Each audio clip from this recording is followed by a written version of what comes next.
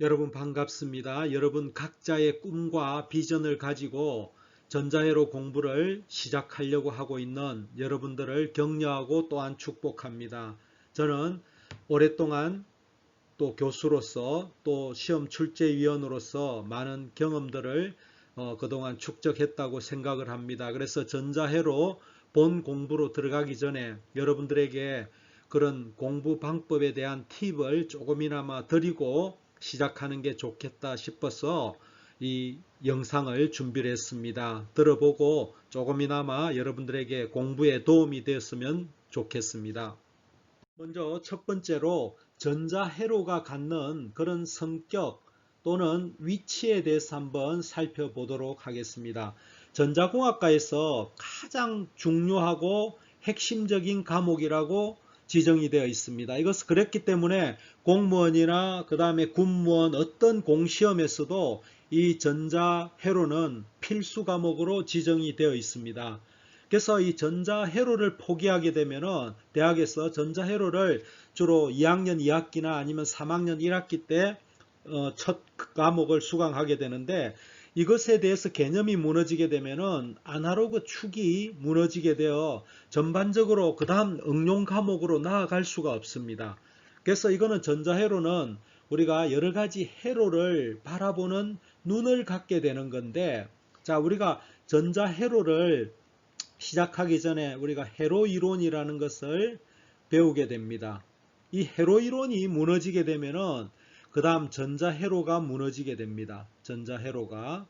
그 다음에 전자회로가 무너지게 되면은 여러 가지 가장 관련이 있는 게 통신공학이고, 그 다음에 여러 가지 뭐 제어라든지 여러 가지 과목들이 와장창 무너지게 되는 그런 아주 중요한, 그래서 이게 우리 몸의 허리와 같은 그런 역할을 합니다. 그래서 2학년 2학기부터 3학년 1학기까지 실험과 그 다음에 이론을 병행해서 수업을 아주 강화를 하고 있습니다. 그래서 이 과목이 아주 중요한 허리 위치에 있다는 거. 그 다음에 전자회로는 응용 과목으로 가는 관문 역할을 한다. 아까 이야기했다시피 통신이라든지 자동 제어라든지 여러 가지 또 마이크로 프로세서라든지 이런 쪽으로 나아갈 수 있는 그런 하나의 그 터미널 역할을 하게 되는 중요한 과목이 되겠습니다. 그래서 공무원이나 군무원, 기사시험 등 아주 중요한 그런 시험들의 필수 과목으로 지정이 되어 있다는 그런 전자회로의 성격과 위치가 이렇게 분명하게 되겠습니다.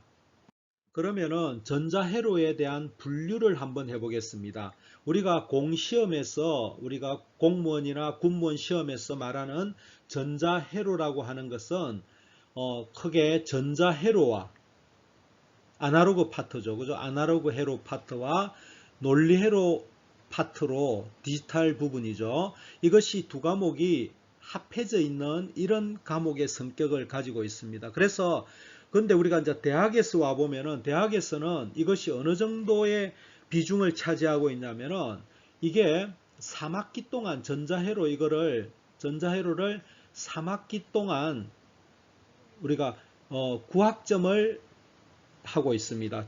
어떻게 되냐면은 전자회로 1, 전자회로 2, 그 다음에 논리회로 해서 이게 각각 3학점씩 해서 총 9학점으로 이게 이론이 9학점입니다. 그죠?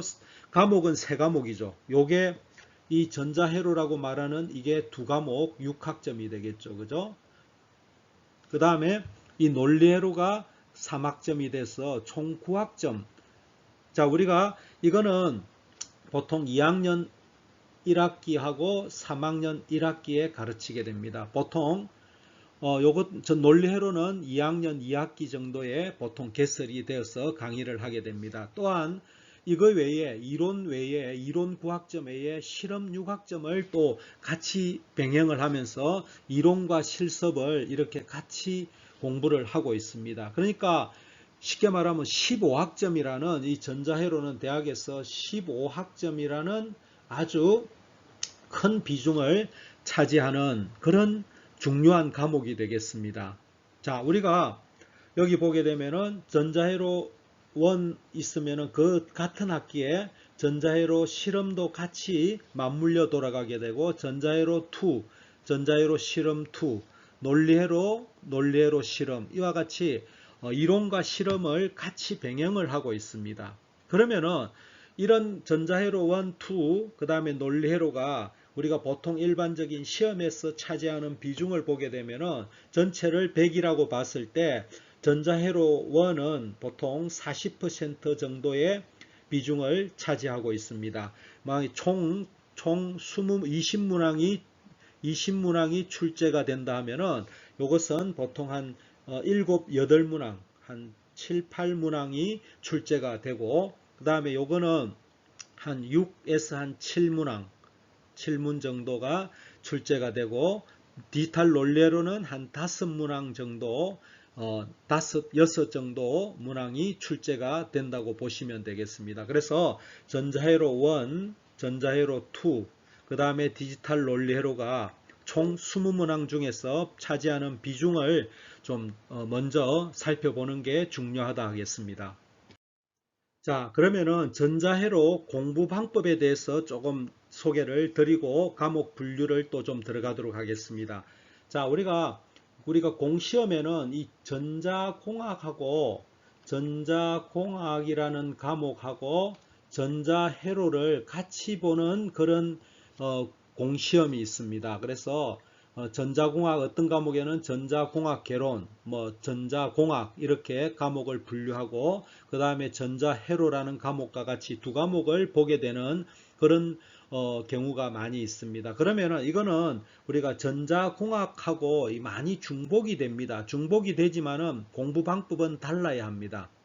이것을 그러니까 구별해서 공부를 해야지 개념 없이 공부를 하면 안 됩니다. 이것이 어떻게 보면 중복도가 한 30에서 한 40% 정도의 중복도를 가지고 있습니다. 그러니까 여기에서 말하는 전자회로에서 말하는 반도체, 그 다음에 정폭회로, 트랜지스터하고 이런 게 경우겠죠. 그죠? 그 다음 또 발진회로, 그 다음에 펄스회로 이런 것들은 전자회로 소관이지만은 또 이것은 전자공학의 그대로 또 한 부분을 차지하고 있기 때문에 이런 것 때문에 보통 이 과목이 어떤 분야가 한 30% 내지 40% 정도가 중복이 됩니다. 근데 이 이제 내용은 중복이 됩니다. 그죠? 내용 중복은 있습니다만은 시험 공부 방법은 달라야 됩니다. 왜냐하면은 이 전자회로라는 것은 이런 같은 주제라고 해도 이거는 좀 더 깊이 있게 공부를 해야 되고 주로 회로 관점에서 시험이 나옵니다. 그래서 주로 계산 문제들이 회로를 푸는 계산 문제들이 많이 나옵니다. 근데 똑같은 분야라 그래도 전자공학에서는 주로 개념 위주 또는 이론 위주의 문제가 나오게 됩니다. 예를 들어서 트랜지스터 BJT 바이폴라 정션 트랜지스터라는 트랜지스터가 요 과목에도 포함되고 요 과목에도 포함되는데 전자공학에서는 어떤 이거에 대한 이론과 동작 원리에 대해서 많이 물어봅니다. 그런데 전자회로에서는 이런 BJT 회로에서 어떤 값을 구하는 그런 계산 문제들이 많이 출제가 되는 그런 성격입니다. 그래서 이런 공부 방법을 좀 달리 하면서 공부를 하셔야 됩니다. 그 다음에 두 번째는 이런 이제 전자회로로 돌아와서 전자회로의 계산 문제가 보통 한 60%를 차지하고 있고 이론 및 동작 원리에 대해서 한 40% 정도를 물어봅니다. 그래서 여러분들이 이런 회로의 계산 문제를 놓치게 되면은 고득점을 할 수가 없습니다. 이 계산 문제를 아주 또 중점적으로 다뤄야 되겠고 또 이론이 강한 그런 분야가 또 그 이론을 중점적으로 해야 되는 그런 분야가 있습니다. 그 반도체 이론이라든지 이런 것들은 푸는 문제가 없겠죠. 그래서 특히 반도체라든지 또 그 다음에 트랜지스터에서도 어떤 이론과 동작 원리에 대해서도 이게 한 40% 비중을 하니까 그 다음에 이거 이제 회로를 통한 계산 문제도 놓쳐서는 안 되겠고 플러스 어떤 이론도 병행을 하면서 공부를 하셔야 될 겁니다.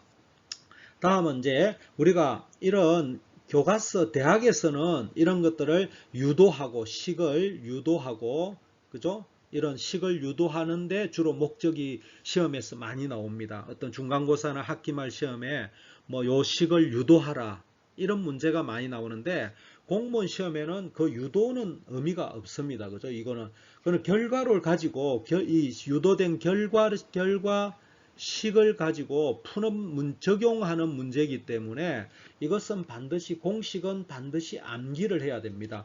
그럴 만한 시간이 없습니다. 왜냐하면 한 문제당 1분 정도가 부여가 되기 때문에 뭐 공식을 유도해서 이렇게 할 수가 없습니다. 그래서 핵심 공식은 반드시 정리해서 외우고 있어야 됩니다. 그래서 꼭 중요한 부분이 되겠습니다. 그 다음에 또 하나가 이 공식만 외우는 게 아니라 우리가 객관식 시험에서는 상당히 암기가 중요한데 이게 이제 하나의 객관식 문제의 맹점이 되는데 자, 우리가 회로를 외워야 됩니다. 회로를. 자, 왜 그러냐면은 어떤 회로를 주어지고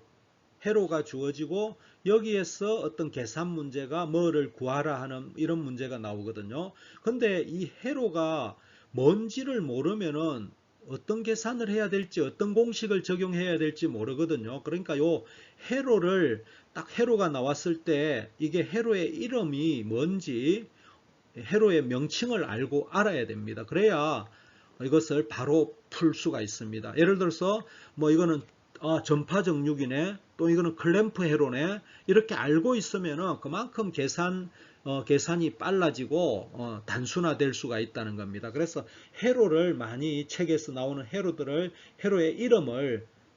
이름을 꼭 기억을 하셔야 됩니다. 그러면 이제 그다음 그걸 바탕으로 해서 동작 원리를 이해하고 하는 그런 위주로 공부를 해야 됩니다. 그래서 중요한 것은 공식을 꼭 암기하고 그 다음에 회로의 이름을 꼭 기억을 하고 많이 외우고 있어야 됩니다. 그래서 이것이 가장 중요한 공부 방법이라고 생각이 됩니다. 다음은 이제 우리가 분야별 또는 영역이라 그러죠. 영역별 공부 방법에 대해서 좀 알아보도록 하겠습니다. 먼저 전자회로입니다. 전자회로는 아까 여러분들이 처음 대하는 학생은 전자회로 1은 뭐고 2는 뭐지 이렇게 했을 건데 이거는 이제 전자회로 책이 워낙 방대하다 보니까 요거를 이렇게 나누어서 전자회로 1, 전자회로 2로 이렇게 편리상 구분한 겁니다. 크게는 하나입니다. 그죠? 그러면 앞부분에 있는 게 전자회로 1이고 뒷부분 응용회로들이 전자회로 2가 될 거고 그 다음에 플러스 논리회로가 되겠죠. 그죠? 요런 영역별 전자회로에는 어떤 내용이 있고 어떻게 출제되는지 한번 보도록 하겠습니다. 전자회로는 주로 전자회로 앞부분에 있는 내용으로서 크게 주제는 반도체 이론, 이거는 주로 이론 부분입니다. 반도체 이론이라 그러죠. 물론 대학에서는 반도체 공학이라는 과목이 있지만은 이제 이 이론은 이거는 이제 주로 전자에 대해서 전자가 무엇인가 하기 위해서 이제 이렇게 반도체에 대한 그런 부분을 다루게 됩니다. 그래서 요거는 이론이고 그 다음에 요 반도체를 우리가 이제 P형 반도체하고 N형 반도체가 있는데 요거를 두 개 접합한 게 다이오드입니다. 그죠? 다이오드 회로 요거에 대한 부분. 그 다음에 전원 회로. 우리가 전자공학에는 항상 DC 전원을 사용하게 됩니다. DC 전원, 직류죠. 그죠? 그러니까 요거는 DC는 우리가 AC에서 만들어져야 됩니다. 그죠? 교류에서 DC를 만들어야 되기 때문에 모든 전자제품에는 DC 전원을 사용하기 때문에 이것이 또 전원회로가 필수입니다. 그래서 요 전원회로에 대한 부분, 그 다음에 BJT, 바이폴라 정션 트랜지스터를 해가지고 이거는 바이폴라 접합 트랜지스터입니다. 그죠? 일반적으로 우리가 이야기할 때는 그냥 바이폴라 트랜지스터라고 이야기를 많이 합니다. 그 다음에 FET, 전개효과, 이거는 전개효과 트랜지스터죠. 그죠? 전개효과 트랜지스터. 이런 부분으로 요까지를 우리가 전자회로 1이라고 이야기합니다. 주로 여기 보면은 반도체 소자들이 되게 많이 있죠. 그죠? 이런 부분들. 주로 반도체 관련된 그런 부분이 되겠습니다. 요 비중을 보게 되면은 가장 중요한 게 요 BJT입니다. 반도체, 트랜지스터 이론입니다. 그죠? 트랜지스터 이론입니다. 자, 여기서 이것도 트랜지스터잖아요. 이것도 트랜지스터인데, 자, 여기서 이 이론하고 요 이론하고 거의 비슷하기 때문에 이 주로 내용은 사실은 실제는 요즘은 FET를 더 많이 사용하고 있지만은 시험에서는 BJT가 더 비중 있게 나옵니다. 왜냐하면은 이 트랜지스터 이론이 여기도 그대로 영향을 미치기 때문에 여기서 잘 해놔야 됩니다. 그래서 보통 시험에서는 요걸 한 35% 제가 비중을 잡습니다. 그리고 요건 한 30%. 그러면은 요 두 개를 하고 나면은 거의 60%죠. 그죠? 60% 이상이죠. 그죠? 이거는 100% 기준이 아닙니다. 자, 여기 착각하시면 안 되는 게, 자, 지금 이 전자회로, 이거 세 과목이 합해서 100점이라고 한 게 아니라, 이 전자회로 원에 대한 비중을 이야기하고 있습니다. 그죠? 전자회로 원 중에 이거는 60%의 비중을 갖는다는 겁니다. 그죠? 그래서 전자회로 원 중에는 요 BJT하고 FET가 거의 60% 절반 이상의 비중을 차지한다고 보시면 됩니다. 그죠? 그 다음에 이제 전원회로 12%, 다이오드 한 18%, 이게 12, 18이 뭐 이렇게 2, 8 이게 중요한 것이 아니라 다이오드가 전원회로보다는 조금 더 비중이 있다는 것을 제가 조금 수치를 15, 15가 아니라 조금 분산을 했습니다. 그래서 자, 가장 비중이 있는 게 요 BJT, 그 다음에 FET, 세 번째가 다이오드입니다. 그죠? 요 부분 다이오드, 여기에 다이오드에 보면은 어떤 정류회로, 그 다음에 특수 목적 다이오드들 있죠. 특목 다이오드, 이런 것들. 그 다음에 다이오드가 하는 파형 정형 회로라든지 클램프 회로, 이런 것들이 있기 때문에 다이오드도 하나의 중요한 그런 부분이라고 생각이 됩니다. 그 다음에 이 반도체 이론은 말 그대로 주로 이론입니다. 그죠? 전자가 무엇인지를 알기 위해서. 이거는 주로 이제 뭐냐면 이론에서 아주 비중이 낮은 거는, 이거는 전자공학에서 전자공학이라는 시험 과목이 또 있습니다. 여기에서 이제 많은 비중을 이거보다 비중이 더 높습니다. 그래서 전자회로는 상대적으로 반도체 이론에 대한 비중이 전자공학보다는 좀 낮다고 보시면 되겠습니다. 이것이 전자회로입니다. 전자회로에서는 정리하면은 BJT와 FET를 놓치면 안 된다. 세 개까지 이야기하면은 다이오드까지 요 회로를 잘 이해를 하셔야 되겠습니다. 그죠? 자, 다음은 전자회로 2에 대한 부분입니다. 전자회로 2에 대한 부분으로서 전자회로 2는 이제 아까 그 BJT, FET 이런 걸 우리가 배웠잖아요. 그죠? 이런 것들을 다이오드하고 다 배워서 응용으로 들어가는 겁니다. 약간 응용으로. 그래서 대체로 응용에서는 어떤 정폭기가 대부분을 차지할 정도로 많은 정폭기가 차지하게 되고, 그 다음에 필터, 그 다음에 연산정폭기, OPAMP라 그러죠. 연산정폭기, 이런 식으로 확산이 됩니다. 그래서 주로 전자회로 2는 약간의 전자회로 회로원보다도 응용회로에 가깝다고 보시면 되겠습니다. 자, 한번 보겠습니다. 자, 먼저 주파수 응답. 지금 우리가 요 BJT나 FET 통해 가지고 정폭기를 설계를 했습니다. 그죠? 정폭기 회로를 공부를 했습니다. 근데 여기서는 이제 정폭기를 공부하는 것이 아니라 이 정폭기의 주파수 특성이라든지, 그 다음에 이 정폭기를 여러 개로 캐스케이드로 직렬로 연결했을 때 나타나는 다단 정폭기라든지, 그 다음에 개환 정폭기, 피드백 정폭기죠. 전력 정폭기, 차동 정폭기, 요까지가 BJT나 FET로 만든 그런 전폭기에 대한 그런 응용 부분이 되겠습니다.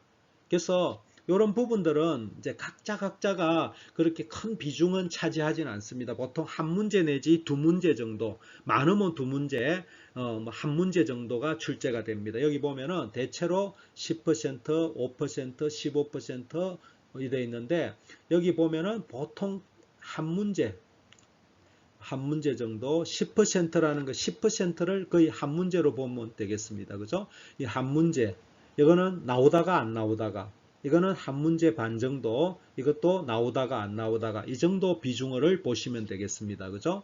그래서 이런 부분들이 있고, 그 다음에 전자회로 2에서 가장 중요한 부분이 이 부분이 되겠습니다.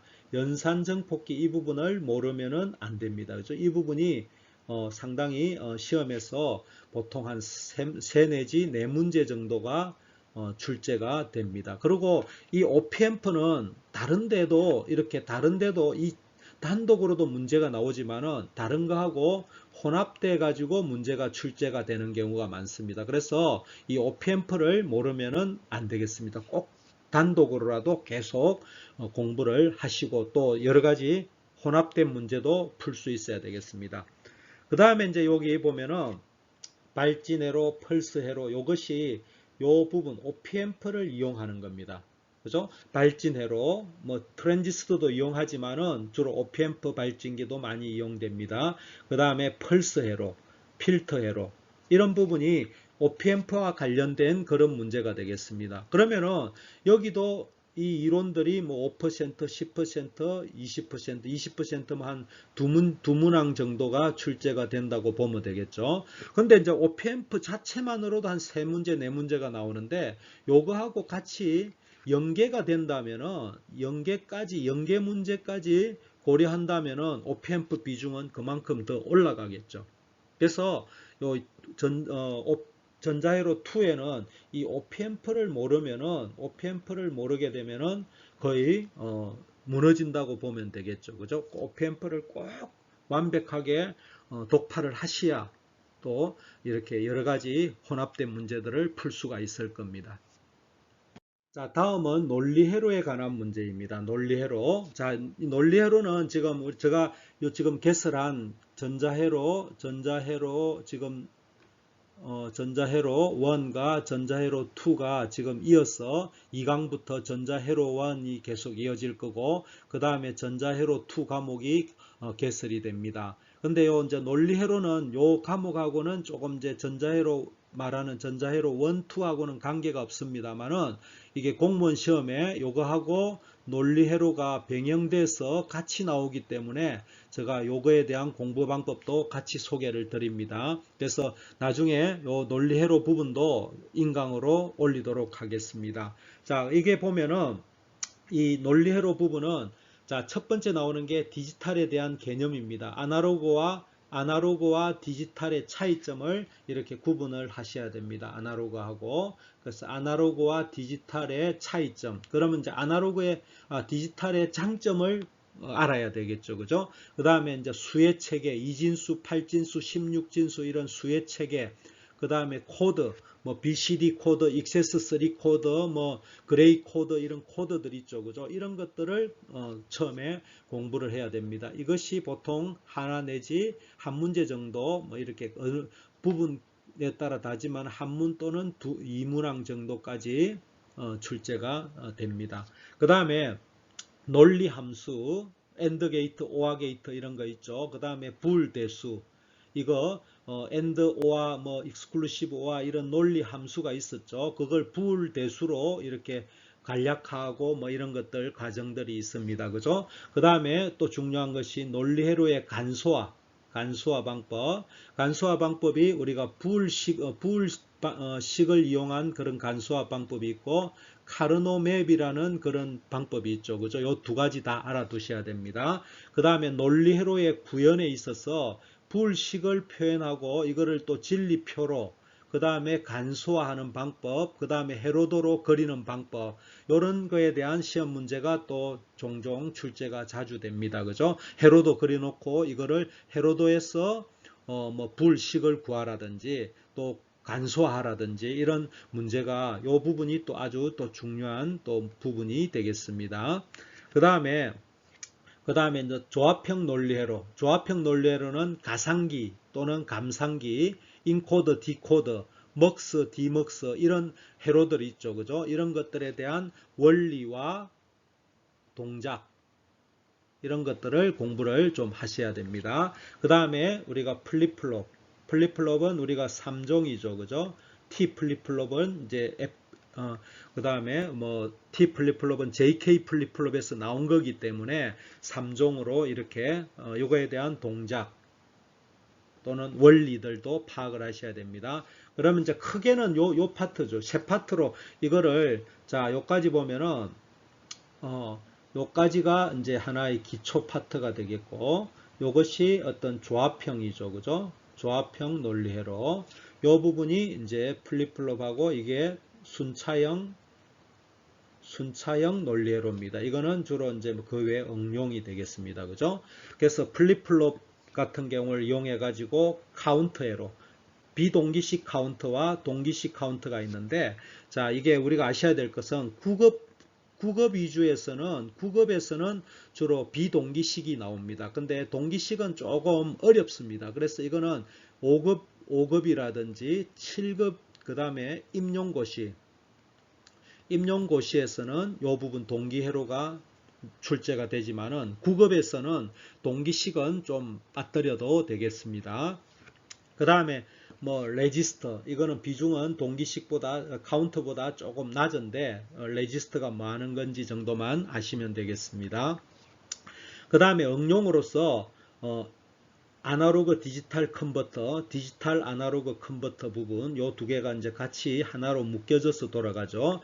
그 다음에 메모리들 우리 기억 소자 있죠. 롬, 램, 뭐 롬과 램의 종류들도 있습니다. 그죠? 이게 롬이라든지 그 다음에 램의 종류, 그 다음에 특성들 이런 것들을 공부를 좀 해주시면 되겠습니다.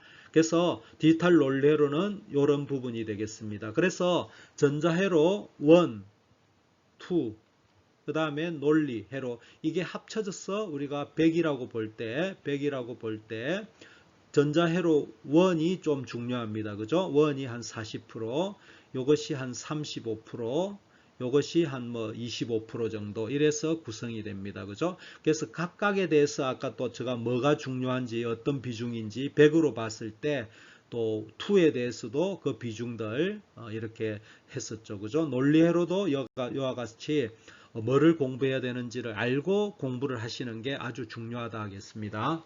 자, 마지막 부분으로 전체 공부, 어떻게 전자회로를 공부하는 팁을 한번 정리해 보도록 하겠습니다. 먼저 단원별로 우리가 지금 문제집에 보면 기출 문제들이 시중에 많이 나오고 있습니다. 기출 문제들은 반드시 풀어봐야 됩니다. 반드시 단원별로 각 뭐 반도체, 그 다음에 BJT, FAT 이런 단원별로 기출 문제들을 수집하셔가지고 반드시 풀어봐야 됩니다. 그리고 여러분들이 시험에 고득점을 받으려면은 거의 암기 수준까지 그 문제를 거의 이 문제를 거의 이게 몇 년도 심지어는 이 문제가 어떤 문제가 있으면 이거는 몇 년도 뭐 10년도에 뭐 공무원 시험에 출제되었던 거다. 군무원 시험에 출제되었던 거다. 이 연도까지도 거의 외울 정도까지 돼야 됩니다. 공무원 시험을 합격하려면은 뭐 그 정도까지 돼야 됩니다. 군무원은 이제 그보다 카트라인이 조금 낮기 때문에 뭐 그 정도까지는 아니더라도 뭐 하여튼 그 고득점을 하시려면은 이 기출 문제는 언제 출제된 것까지도 기억할 정도로 기출 문제를 그냥 거의 달달 외우고 있어야 됩니다. 자, 그 다음에 계산 문제를 절대 포기하시면 안 됩니다. 보통 학생들이 이 부분을 굉장히 어려워합니다. 그죠? 어려워하는데 이 부분을 많이 포기하고 외우는 위주로 많이 가는데 절대 계산 문제 놓치면 안 됩니다. 그죠? 아까 이야기했다시피 계산 문제가 거의 60% 이상을 차지하고 있기 때문에 요거 놓치면은 곤란합니다. 그죠? 그 다음 지금 시험들이 정말 우리 경쟁률하고 비례하는데 경쟁률이 높아지니까 변별력을 줘야 되잖아요. 그죠? 변별력을 높여야 되니까 점점 난이도가 높아지고 있습니다. 그럼 난이도를 높이려고 하면 어떻게 해야 됩니까? 자, 우리 출제위원, 저도 뭐 공무원 시험 출제위원 오랫동안 하고 있지만은 이 난이도를 높이려면은 지금까지 기출문제에서 우리가 보통 보면은 그 출제위원들이 기출문제를 조금 변형해서 이렇게 많이 하는 게 가장 일반적입니다. 왜냐하면은 책임을 안 져야 되잖아요. 새로운 문제 냈다가 문제시 되면은 골치 아프잖아요. 그러니까 보통 기출 문제를 조금 모디파이 변형해 가지고 출제하는 게 안전합니다. 근데 자, 지금 이제 변별력을 높여야 되니까 이거를 이제 시험 문제를 새로 생성을 시킵니다. 그럼 생성을 시키려면은 기출 문제를 또 좀 피하려고 하면은 우리가 구석에 있는 아주 구석진 문제를 많이 출제를 합니다. 그래서 우리는 아주 교과서를 놓고 구석구석까지 파야 됩니다. 이런 구석 그동안 잘 안 나왔던 것까지 고득점을 하려면은 우리가 한 90점까지 고득점을 하려면은 이런 구석 문제를 놓쳐서는 안 됩니다. 근데 이제 우리가 커트라인이 뭐 60에서 70점밖에 안 된다. 지방직이나 아니면 군무원 같은 경우에는 이 정도 한다 그러면은 아주 표준이고 아주 핵심적인 그런 문제들만 봐도 되는데, 우리 이제 공무원 국가직 같은 경우에는 평균이 한 90점 정도 되거든요. 평균이란다, 커트라인이. 그러면은 이건 아주 구석 문제까지 구석구석을 파야 됩니다. 그래서 이런 공부 방법을 좀 달리 해야 되는 겁니다. 그죠? 다음은 이제 우리가 좀 종합적으로 봐야 됩니다. 그죠? 이게 제가 말하고 싶은 게 단원별로 공부를 해야 됩니다. 아까 보면은 제가 이제 뭐 좀 이제 예를 들어서 공부할 시간이 없다. 그러면은 뭐 사소한 것들은 격가지들은 빼고, 예를 들어서 제일 중요한 게 뭡니까? BJT, 그 다음에 FET, 특히 OPMP, 연산정폭기 있죠. 그죠? 요거를 놓쳐서는 안 되는 거죠. 지금 요 부분들이 보면은 요 부분들이 합해져 이 세 단원이지만은 거의 50에서 60%의 영역별 비중을 가지고 있다는 겁니다. 그러니까 단원별로 내가 뭐 교과서 처음부터 이렇게 착착 하지 마시고 이런 단원별로 목표를 가지고 단원별로 이렇게 집중해서 공부를 하셔야 합니다. 자, 그 다음에 이게 또 하는 게, 또 여러분들이 대체로 놓치고 있는 부분이 좀 기초가 튼튼해야 됩니다. 기초가 튼튼하지 않으면은 응용 문제가 나왔을 때 참 어렵습니다. 그런 특히 용어들 잘 기억을 해줘야 됩니다. 왜냐하면 어떻게 객관식이다 보니까 다음 설명 중 틀린 것은 이렇게 나올 때 요 중간에 1번에 어떤 이상한 용어가 나왔다 이거죠. 이거는 뭐다 이러는데 용어를 모르면 안 됩니다. 그죠? 이런 것들 기초를 놓쳐서는 안 됩니다. 그 다음에 그렇게 하기 위해서는 처음에는 여러분들이 처음 공부할 때는 문제부터 들어가면 안 됩니다. 교과서를 충실하게 이렇게 공부를 하셔야 됩니다. 교과서에 아주 기본이 다 있기 때문에 교과서를 충실해야 됩니다. 자, 그러면은 이게 우리가 보통 재수생들, 우리 공무원이나 군무원, 특히 공무원 같은 경우에는 아주 재수생이 많이 있죠. 재수, 삼수, 사수까지 하는데 이 학생들은 보통 이제 내가 다 안다 이거죠. 교과서 여러 번 봤다 이거죠. 그렇기 때문에 주로 막 문제를 많이 푸는데 이것도 물론 중요합니다. 근데 자기가 배웠던 교과서들을 아주 중심으로 해서 이 문제보다는 처음에는 다시 초심으로 돌아가서 이론을 탄탄히 해야 됩니다. 구석에 있는 것까지 재수한다 그러면은 이 이론의 어떤 구석진 것까지 상당히 작년에 못 봤던 것까지 다시 발견을 하고 이렇게 해야 됩니다. 그래 교과서에 충실해야 됩니다. 그죠? 기초를 튼튼히 하고, 자, 정리를 하게 되면은, 자, 기출 문제는 거의 막 몇 년 또 나왔다는 것까지 기출 문제를 놓치면 안 됩니다. 왜냐하면 시험 문제의 절반 정도가 기출에서 변형이 됩니다. 그죠? 그러니까 기출을 알아야 변형 문제를 풀 수가 있겠죠. 요거 반드시 알아야 됩니다. 그 다음에 계산 문제 포기하지 말자. 자, 그 다음에 구석구석 공부하자. 왜냐하면 난이도가 높아지기 때문에. 그 다음에 잘 나오는 단원 위주로 아주 중요 단원별로 공부하자. 그 다음에 기초를 충실하기 위해서 교과서를 아주 구석구석까지 교과서 중심으로 처음에는 공부하자. 처음에는 교과서 위주로 하고 그 다음에 절반 우리가 1년을 따졌을 때 하반기에는 많은 문제들을 푸는 게 아주 좋습니다. 처음부터 이렇게 문제를 바로 들어가는 것은 문제는 그냥 참고용으로 교과서에 있는 문제들 이런 거를 많이 풀면은 아주 좋습니다. 이상으로 팁을 설명을 드렸습니다. 이상으로 전자회로에 대한 공부 방법에 대해서 소개를 드렸습니다. 교수로서의 그 가르쳤던 경험과 또 시험 출제위원으로서 그런 출제 경험과 이런 것들을 병행해서 여러분들에게 어떻게 공부해야 되는지를 소개를 드렸습니다.